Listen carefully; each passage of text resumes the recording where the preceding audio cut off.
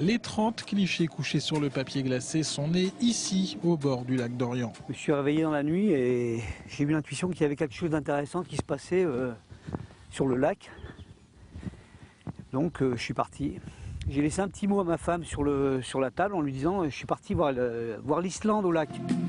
Cette Islande auboise offrait ce matin-là des couleurs et des décors inconnus. Le lac était donc à moitié vide, le lac était fortement gelé, il avait neigé, donc le vent avait balayé un petit peu la neige aussi donc pour créer des graphismes sur la glace. On avait la pleine lune.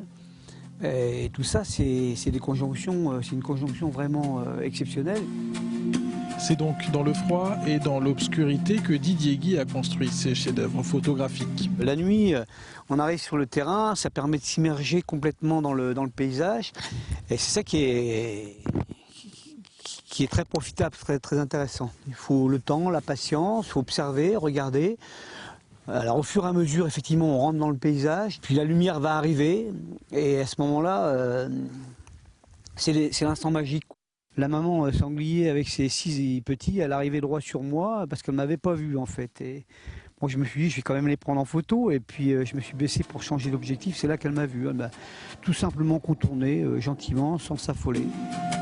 Ces instants magiques, le photographe savinien n'était pas dans l'optique de les publier. C'est son épouse qui l'a poussé et qui a mené une souscription pour faire naître le bouquin. Il a l'habitude de faire de très belles photos. Cette fois-ci, quand je les ai vues, je lui ai dit il faut qu'on en fasse quelque chose, elles ne vont pas rester dans l'ordi. J'ai fait des démarches, je me suis transformée en commerciale. Parce que je pensais que ça valait vraiment la peine que les personnes voient le lac sous cet angle-là. Ce rôle de témoin, Didier Guy l'endosse aujourd'hui pleinement. Le photographe, c'est aussi quelqu'un qui a peut-être une mission aussi de témoigner de ce qui est beau. Ce qui est beau, ce qui est vraiment des fois magnifique et qui est très près de chez nous. Ce sont des expériences, des moments de bonheur, quoi, des vrais moments de bonheur.